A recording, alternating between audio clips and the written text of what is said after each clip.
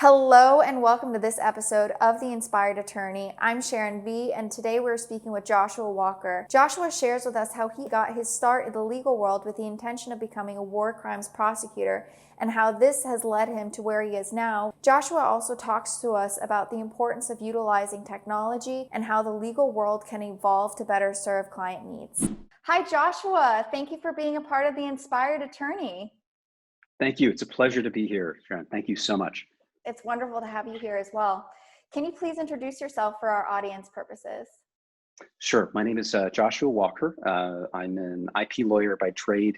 I work at a giant company, not practicing law per se, but my background is in legal AI. I've got a book that just came out recently called On Legal AI and Artificial Intelligence. And I've done probably every job under the sun that a lawyer can do. So I've seen the universe to some extent and hopefully had a positive impact, at least to some extent on the profession, I hope, through other people and other great colleagues. Well, that's wonderful. I'm sure your insights will help our colleagues now today. Can you tell us how you got into law and why you got into law? Sure. So it was very mission driven initially, I would say. First, I just wanted to note that I know it's during the time of COVID. I know everyone's freaked out. I know it's going to be really difficult. We probably haven't seen the worst of the economic damage, and it's life and death for a lot of people. So hearts go out to everyone. And all I can say is let's persevere, right? To help a lot of other people, to kind of reignite the reasons we went back into the law in the first place, and to sustain ourselves and our families for this time. So I just want to say hearts and thoughts go out to everybody. My name is Joshua Walker again, and I became a lawyer because in about I was in college in mid 90s, right? 92, 93. And at that time, there was a genocide happening in Bosnia-Herzegovina. Yugoslavia had broken apart because the strongman Tito had died. And there were massive atrocities happening there. There were rape camps. There were murders of large number of men in these towns. Many Bosnian victims, but also victims from other ethnic groups and religious groups. And it teed me off, right, in a huge way. I was just a student reading about this in college, and I ended up creating a major called conflict studies at my school. And I was going to try to do something about it. And I went to Bosnia for my sort of senior thesis research in about 94. That's a whole long story in and of itself. And when I came back, I snuck into a law school event. There was like those career days where you say like, this person did this, how did they get there, right? So the one I snuck into as an undergrad was Crystal Nix. She graduated from HLS, and I'm not sure when, but just an amazing, amazing person. She worked for John Shattuck. John Shattuck ran the Human Rights and Labor Department at the Department of State in the US. And so basically, I just annoyed her for a year until she gave me a job. And it was like, they had to hire us through DOJ. It was really complicated. So I was in the same room that all the DOJ paralegals and case managers were in. Like it was the same room, right? They were doing this big antitrust case biggest antitrust case in history, but we were doing the Rwanda Genocide database. And she said, I don't have a job in Bosnia, but I have one in Rwanda. The Rwandan Genocide had happened while I was in Bosnia. And everyone I met was saying, we're happy to go to Bosnia, but we'll never go to Kigali. And that's exactly where I ended up going. Long story short, we had been building a database. It's the same thing that all of us have dealt with. It's document management, right? So we had a few million pieces of information in the case. And the only way we could get access to it was a microfiche, which is essentially a photograph, really small photograph. It's on a photographic reel, and you reel it around 2 million times to find the one document that you need. So we didn't have a functional database for lots of reasons that I won't go into. So we had to build something from scratch. And that is still today the best database I've ever seen, because it was isomorphic to the thing we were trying to do. We were in the office of the prosecutor. I'd been assigned to the national team for this Australian cop named Michael Hurrigan, God bless him. And I worked with someone named Amadou Dem and a bunch of amazing people from all over the world. And Hurrigan he was a cop, but he was also, and he wouldn't tell you this, a crown prosecutor, because he was a, classical archetypal, cop type. And he took a very dysfunctional situation management wise, and he built teams that were beautiful, like really worked well together. So you'd have a Dutch cop and a Senegalese cop working together. They'd each have different backgrounds and stuff. And they were producing. And each of those two investigators was mapped to a very specific element of proof or element of investigation we had to go and hunt down to get we were after the core perpetrators of the genocide. And I mention this now, it seems like a million years ago. 2 weeks ago, one of our most important targets, not in my team, but for a different team, prosecution team, was just arrested in Paris. So this is very close to people, and the people that suffered and had their families killed, they're still around. Anyway, we built the database. So here are the elements of proof we had to make. Here's the teams, and we built the database to map into both those things. So elements of proof the prosecutors needed, the database elements, which is just a Microsoft Word document. There was no technology, zero anything. And over here was the people, right? And out of a very difficult environment, where you're creating a court and a prosecution operation from nothing in a war-torn country, they ended up getting, those prosecutors and Michael, every single target they went after was convicted, including the former prime minister of Rwanda, Jean Kambanda, Theonas Bagosora, who was one of the masterminds of the whole thing. And so that to me was an introduction to data science. Why was I interested in this before? Well, like any of us, a lot of it was just family background. Like my dad, when he was about 50, created a business from scratch that was very, very database dependent. And it's still running now. And I was 15 years old and I saw him do this, right? He just went in the basement, invested his time and took some risk, and he created this company which essentially is able to predict how hotels do in a certain state. And it was amazing kind of how he could predict, what was going to happen using different variables. Fast forward like 15 years, that's exactly what I did for IP lawsuits. It was essentially the exact same thing, just mapped into a very different domain. So I'm really appreciative of seeing what he had to do, the 15-hour days to start a company, but also seeing him really help the economy and help a lot of people through financial things and real estate and hotel business. So, but I wanted to go become a war crimes prosecutor.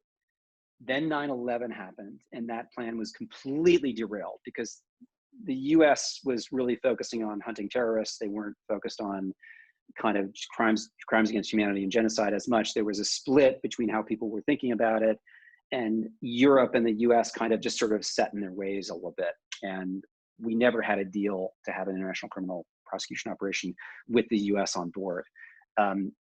We don't have a Nuremberg type mechanism right now because we haven't managed to agree with our European colleagues enough. So that door was closed, even though I had great references from law school. But another weird thing happened. I went to law school in Chicago.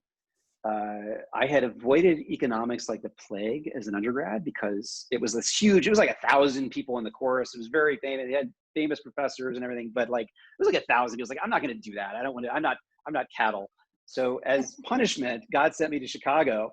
And by the way, I'm incredibly thankful to Chicago and Harvard and everything. But if you're going to fall in love with mathematics in law school, that is it, man. That is the place to go because they have this law and economics thing. A lot of you, like yourself, have a background have an MBA and a JD. For me, it was the first time I really saw mathematics and the beauty of it. And I was taking corporate finance for lawyers, right? Which is sort of it's a less intensive version, shall we say? I won't use the pejorative, but it's an easier version that lawyers can do. But you learn about real options theory. And on the way into school in the morning, I was listening to a book called Against the Gods, the story of risk, while I was driving. And it was all about how insurance got created in the London wharfs and how they created these mechanisms for managing risk across a broad swath of different entities and opportunities. And it changed my life. And so I loved working in Rwanda. Just the people that were there, it was very intense, the hours and everything, but you're helping people that have been murdered, right? Or whose entire families have been wiped out, who survived by living in a drainage ditch for 2 months, right? Which makes COVID, it puts it in perspective a little bit. As difficult as it is, like the people that suffered in Rwanda and Bosnia, that was a different level of harm and difficulty.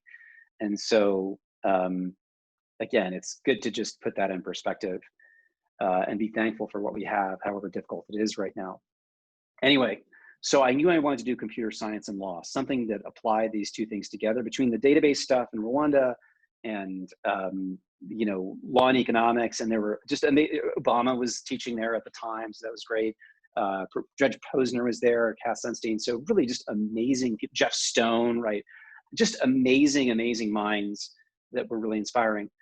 But Chicago was the most intellectually intense experience I think I'd ever had in a really intense short period.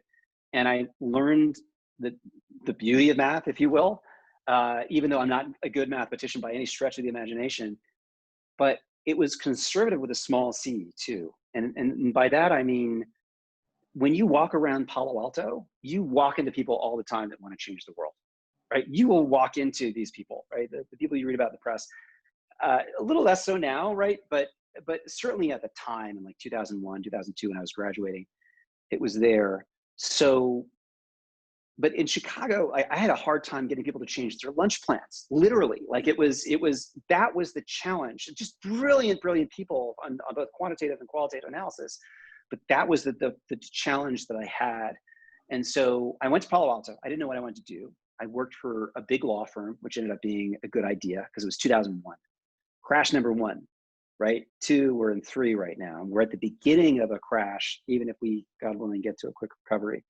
So I ended up at a big, wonderful law firm, but it was, you know, it was a lot of hours, right? Like any other first or second year associate. And what we're doing was very important.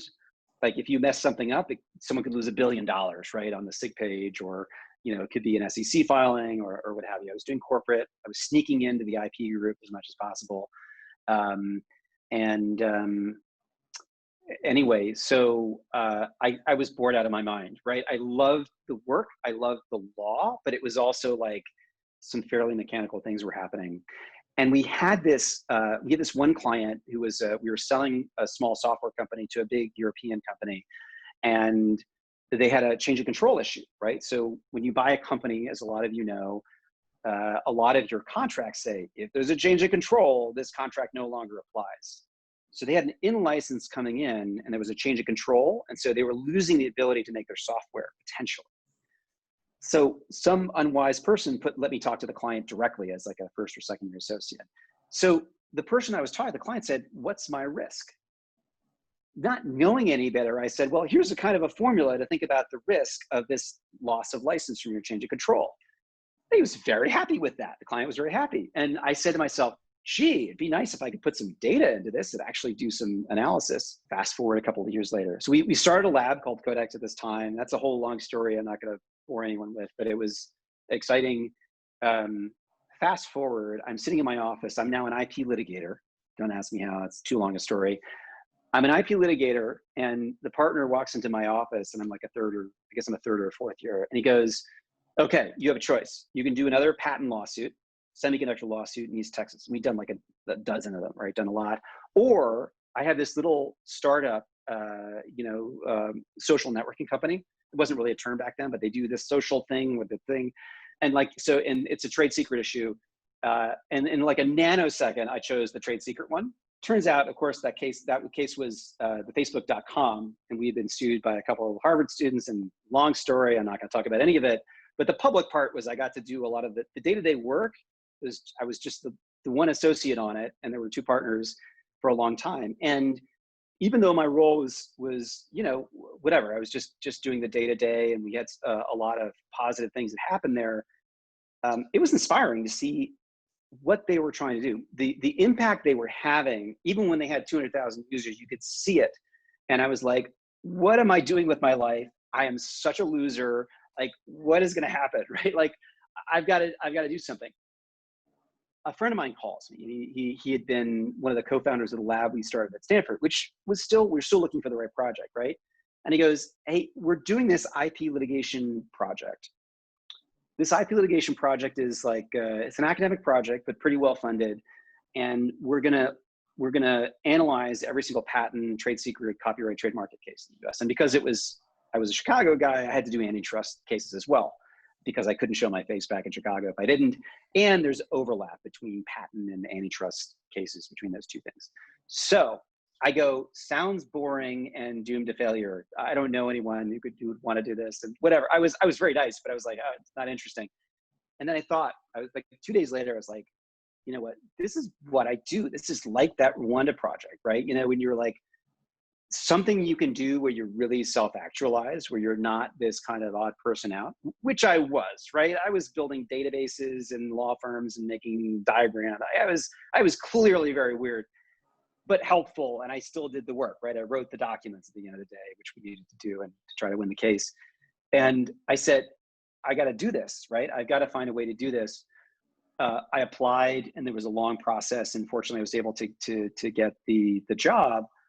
Took a huge pay cut, right? I was able to keep, helping my firm for a bit, but it's a huge pay cut regardless.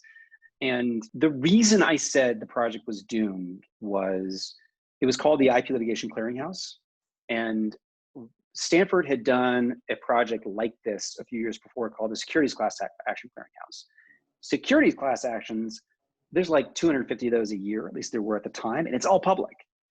Patent, all the settlements are private, and you could have like 9,000 different docket events. Any one of those could be a 500-page summary judgment order. You got to sort through this stuff to figure out what's going on. We had 120,000 cases to go through.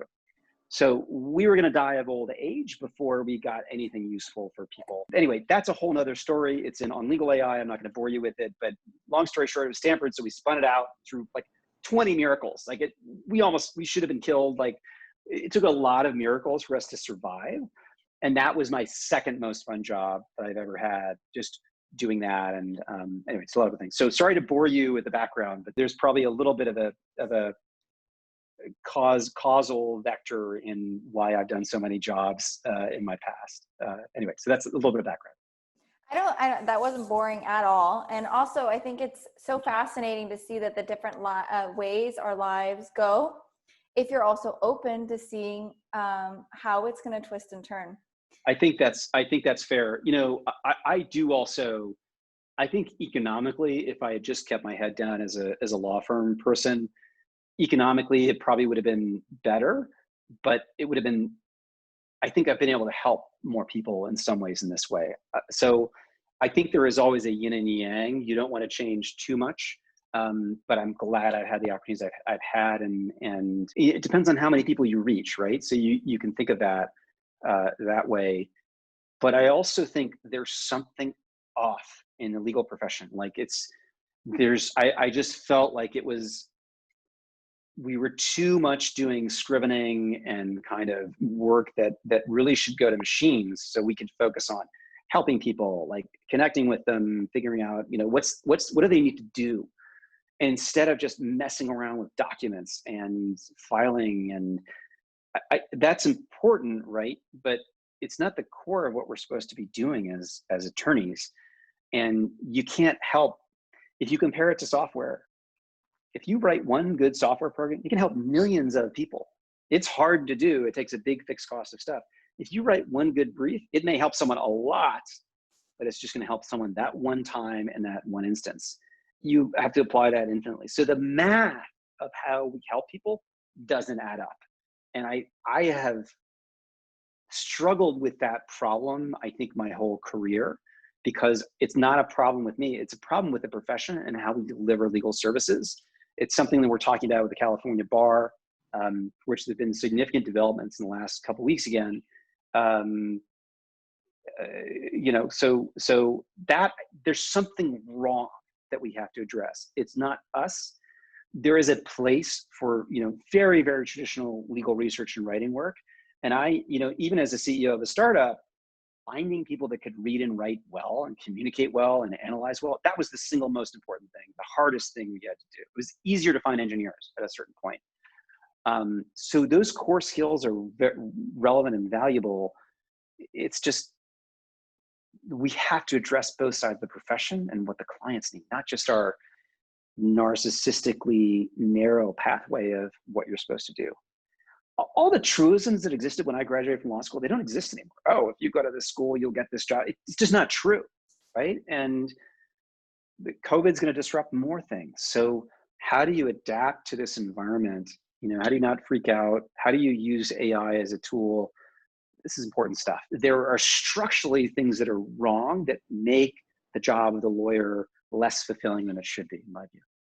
Is this what motivated you to write your book, which is appropriately named On Legal AI? That's a great question. So I think my goal in writing the book was to just stop talking about history. I've obviously failed at that, but it's a lot of, there are two reasons for that. One is to just help the profession. Two is the AI, the technology wave is coming. The more people can understand the basics of this and how much, the more people can understand, attorneys can understand how much they can actually grok everything that's going on in these things and actually dive into how the technology can help them and deliver legal services at a scale they've never seen before, help them economically, help their well-being, all these things. That would be huge. I mean, why isn't practicing law more like creating a film, right? Where you spend a year on a really hard problem and you do something very specific. So when I was an associate, I became, I don't know, this specialist in an entire global firm on this one narrow California statute, right? And everyone just called me for it, right?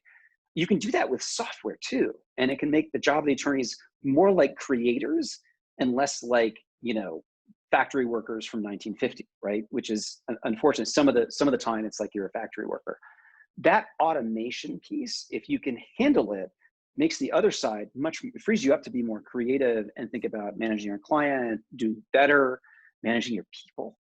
How many law firm partners are taught how to manage people? Like zero.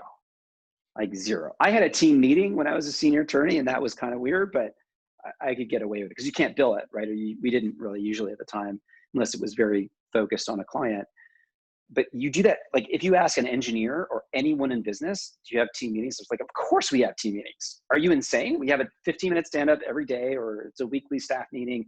It's like, of course you do that. We're not trained to do any of those things. We're great eggheads, right? But we're not trained to manage people. When I was a CEO, what I learned, and you learn at this like massively accelerated rate, as you guys know, with creating your own business, because you have to do everything.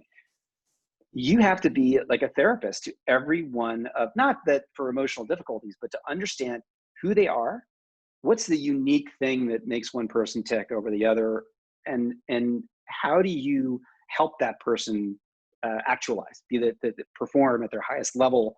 And then if you've got, you know, a bunch of really smart people, how do you keep them from like attacking each other, right? How do you get a diverse group? And I mean diverse in every way, right? In every respect. All my teams, fortunately, have been really, really diverse, not because I've focused on that, because I'm trying to deliver the maximum product. And just like with Michael Hurrigan, right, that our Crown Prosecutor cop in Rwanda, you really need all of those skill sets to deliver a superior product.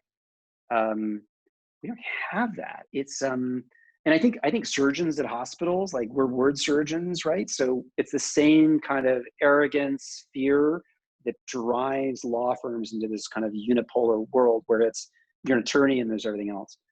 You need to have data analysts, you need to have mathematicians, you need to and you want the best in the world for that, right? The same way you want to be the best at real estate law or M&A work or litigation or lemon law, like whatever it is. We don't focus on hiring the best heterogeneous teams to deliver the output.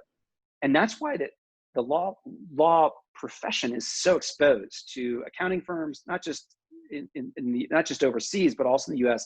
People at the adjacency of legal practice or in the middle, they're hiring all kinds of people and they're putting them together. They're funding startups.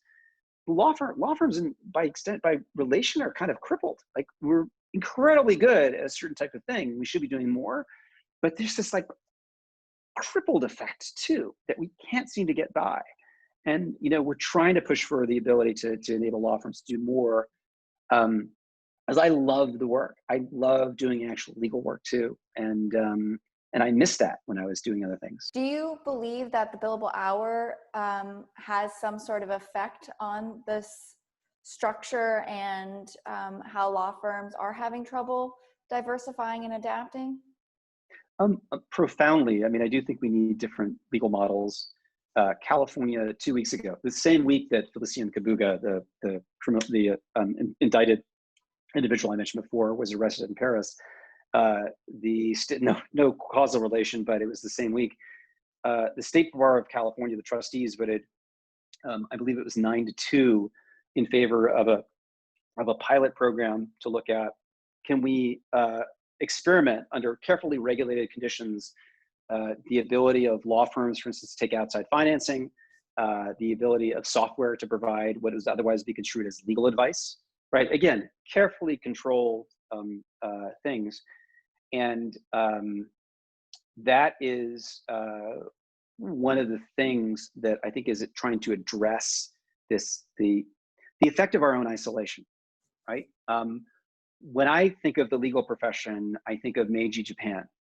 The Tokugawa Japan, the shogunate Japan, with samurais and stuff. There were samurais, and Japan had this still has this beautiful culture. But the shogun back in the day said no more Westerners at one point, and just cut off with the exception of Nagasaki, the entire country was cut off for lots of reasons. A lot of it was religious conversion, and a lot of it was a lot of other things. And as history, it's an incredible, I love reading about Japanese history. But what happened is the rest of the world accelerated because there were all this trade. And if you had an idea for a steamship in the US, it would quickly go to Europe. I was reading about the Wright brothers this weekend. The Wright brothers were in Europe like immediately, right? So they did their experiment and they had their plane. It went to France, and then they went to Germany, and then they went to Italy, right? It was a very fast transfer of innovation. And that's another complicated story. Japan had isolated itself. So all of that technical innovation and other types of government innovation didn't make it in until the US showed up with gunships, basically. And there was a trade treaty that was sort of signed under duress. I'm not endorsing any bit of history or anything the US did at all, but I do think for good reasons, the legal industry has isolated itself from the creative worlds, from mathematics, from technology and software worlds. And we're fooling ourselves if we think we're up to date. We're not, right? We're way behind in a lot of ways, engineering and marketing and sales and product in a lot of areas. But that isolation had a very negative effect. The reason I use that example again is there were people in Japan, once the doors opened, there are people in Japan, let's throw out our culture, let's get rid of it, and let's just be dressed like Westerners. There was another group that said, no, let's create a hybrid and adopt certain ideas from Western and other government ideas. Let's adopt technologies, right, and learn, like put on our learning hats, but maintain who we are. That's what we have to do. We cannot lose our identity as lawyers. It's based on the reading, that first year curriculum, right? That stuff is beautiful. No one else gets that. And that's something that's unique in the world. Like the US legal education is a beautiful thing, but we're too isolated. Particularly the profession is way too isolated. We're very innovative and creative in legal arguments. We haven't been nearly innovative or creative enough in how we do the work, how it gets done. My life is better and my work is better, even though in this case it's not pure legal work, it's something else. It's risk management tools, it's financial tools. My life is better for being able to tap diverse minds and backgrounds to create a product that the client needs that's going to fill the gap for something that doesn't exist right now. It's hard to do that because of the billable hours model. It's hard to do that because of the partnership model. Because every dollar you spend on R&D or an outside cost is pro rata 1 penny from that partner's, from her paycheck right at the end of the year. So it's a very hard argument. How do you make something more efficient when you get paid by the hours? What's really changed is clients just don't accept that billable hour anymore. But I have a pushback actually. So I think here's the real problem. Here's both sides of the argument. You need the billable hour because the world is chaotic. And what the client does, the choices she makes they're going to change the amount of time you need to spend working on something. There's infinite complexity in what we do. And that's why we're trained with analogical reasoning and these things. On the flip side, you're bake-offs, right? If you're bidding for a lawsuit, like defense case, it's a bake-off situation. If you're a plaintiff's lawyer, you're not paid by the amount of hours anyway. It's contingency. So in both those scenarios, there's an incentive to be more productive. And clients know this. They're former lawyers. They go in-house. They have CFOs they've got to report to. When I was in GC, every cent we spent had to be justified. ITAR compliance, right? This is arms trafficking control, FCPA. Every dollar I spent on that, every outside counsel bid, I had to justify to engineers, aerospace engineers from Munich and from Toulouse and elsewhere. Here's why we have to do this. And that was good discipline. It can be taken too far, but that was really good discipline. We've got to be able to think quantitatively as well. And here's why this stuff takes off. The people bought our software because two reasons. One, their competitors had it. And then the second reason was you could use the software to say, like, why would you want to hire lawyer A versus lawyer B? If she's better than lawyer B, you kind of know it. It's really hard to explain that to a controller or a CFO. But if you look at data, you can say, look, here's her outcomes. She took really hard cases and here's the outcome. Here's the data that supports the ROI on this, hiring this attorney over that one is like 2x, right? So you can start to show them why people are different and better as opposed to just this race to the bottom where consultants are picking up all kinds of things, work that lawyers really should be doing. Anyway, so I think the billable hours is a profoundly complex problem. But I think there's two sides to it. One is the infinite complexity, right? Which data can help with, but at the end of the day, you do need some dynamism in the pricing model. The second is you have to become more efficient. But if you become more efficient, you should be able to bill more flexibly if you hit a contingency that's totally different. And there's different ways that's a very long conversation. My output is not always the number of hours I'm putting in. They tend to be high. We need to be able to recognize that too, right? You need to be able to recognize the amount of work, so track that data, but also track, you got a successful outcome here, or this is a creative thing that is gonna be a breakthrough for the product, or this is gonna help us avoid a regulatory issue 2 or 3 years down the road. That's really valuable. Here's a patent, right? You need to be able to recognize the qualitative value as well as the quantitative thing. You need to deal with both things. But I think it's a complicated problem. I don't want to say get rid of the billable hour because it's dependent in part upon what the client does. Thank you for watching. Would love to hear key insights and takeaways. Please drop those into the comments below. Also, subscribe to my channel or follow me so you can be notified when the second part of my conversation with Joshua is released. And as always, if you are seeking further strategic guidance, please do reach out to me. I would love to speak with you. I'm including a link for you below so you can book a call with me, and I will speak to you then or on the next episode.